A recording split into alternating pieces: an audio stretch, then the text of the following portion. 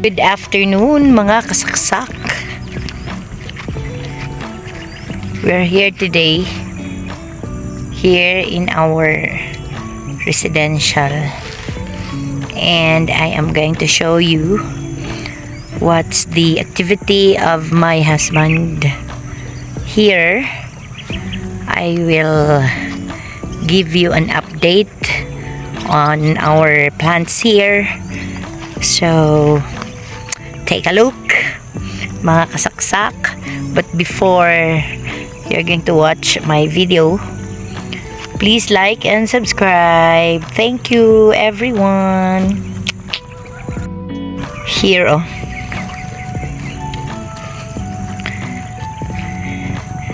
mag-cultivate daw siya ng kanyang mga pananim. Here's the coconut tree. Malaki na. Ayan. Ayan malaki na. And for today, very happy siya kasi hindi na siya mag-igib or hindi na siya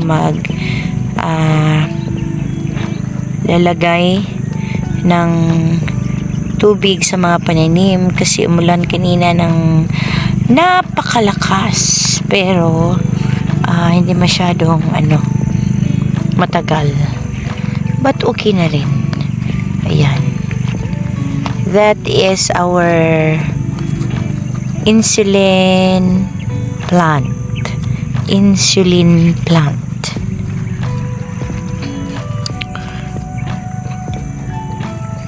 Okay, para asa na pang unsaon ganina aron anong gananaon nimo?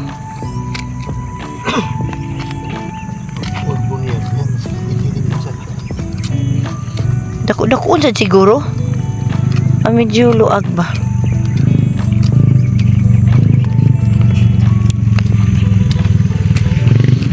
Yan, look at that, look at that. Ito na yung update ng residential namin. Ayan, may mga pananim na.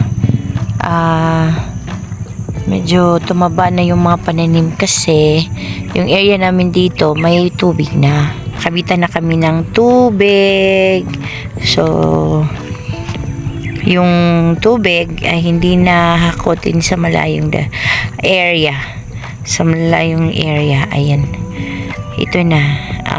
Nasa residential na talaga yung water. So, medyo naging maayos na yung mga pananim natin in terms of kung mataba ba or hindi, kasi yung mga pananim dito yung mga pananim na simple lang, na water lang yung kailangan. Okay, yung aming ginawang fertilizer dito is yung mga poop ng rabbit namin, yung poop din ng mga chicken namin, mga heritage chicken. So ayun, so ito na siya. Marami pang mga plant bed dito na tatamnan daw niya ng mga kung ano-ano pang mga gulay na pwedeng makain. So ayan, daghang kay amigas pang amigasun ka Aida.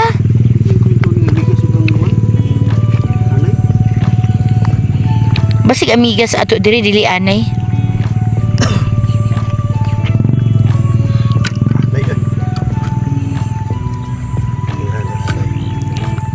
So, ayan. Medyo malaki-laki na yung mga pananim niya dito. So, sisimulan na namin yung project namin dito. Unahin namin yung CR muna. Kasi, habang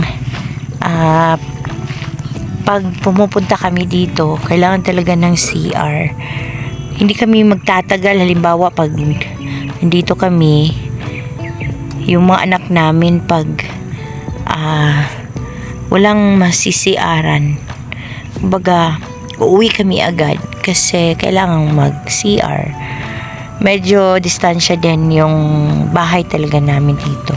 So, uunahin namin dito yung CR. Ayan. Itong butas na to, ito yung gagawing septic tank.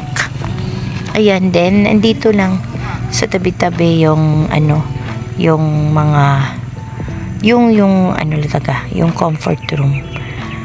Ayan, meron na siyang nakandang mga gamit sa construction. Ayan, para sa CR yan. And para din sa iba na pinaplano niya. Sa mga pinaplano niya na mga anong gagawin niya dito sa residential namin. So, yung update ko sa inyo ay yung mga pananim niya na malaki-laki na. Ayan, mga ilang buwan o taon mula ngayon ay pwede na natin itong mapagkukunan ng pwede natin kainin. Pero yung mga gulay niya dito, mga weeks na lang, pwede na natin, kahit na ngayon nga pwede na tayong kukuha dito. Ayan, ayan. Gusto kasi niya na kapag gusto niyang kumain ng mga pagkain na walang meat, kumbaga, gusto niyang dire-diretso na lang kukuha para makakain.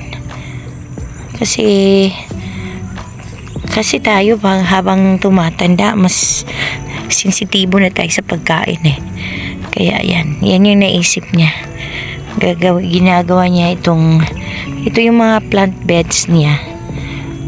Tatamnan daw niya ito ng iba't ibang mga pananim na madali lang tutubo, madali din yung ma-harvest, and then yung mga na pagkain na magagamit sa mga simpleng ulam lang, simpleng pagkain.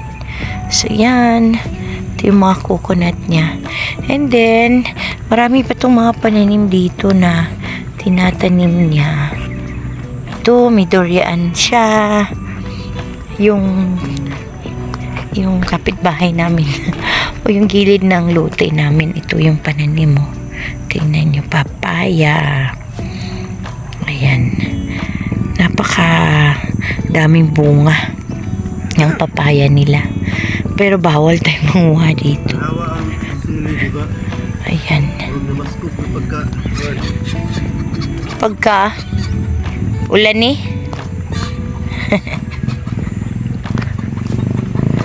busy siya sa kanyang mga ginagawa.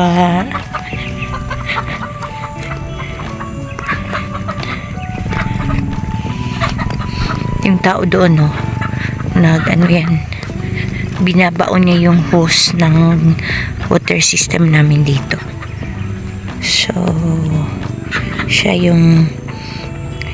yung gumagawa ng mga bagay na yan, kasi binabayaran yan niya, para bang kinontrata niya para dito. Ito yung niya gagamitin niya sa construction sa septic tank. Ayan.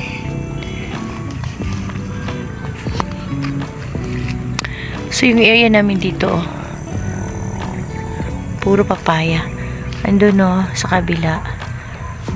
Doon sa kabila, papaya din. Yan, napakalaking plantation ng papaya. At ito lang naman yung residential namin. Hindi naman to gaano kalaki. Hindi naman to napakalaki. Lang. Residential nga So, ayun. Busy pa rin siya sa kanyang ginagawa. So, ayun. Yun na. Yun na yung update natin dito sa ating residential. Yan. So, sana yung mga maaring gawin niya dito sa residential namin, magkaroon ng maayos na patutunguhan. Ayun. So, yun lang. Thank you very much. Please like, subscribe, and share our videos. Saksak Family Vlog. Please like and subscribe. Thank you. Bye-bye. Happy afternoon or happy day everyone.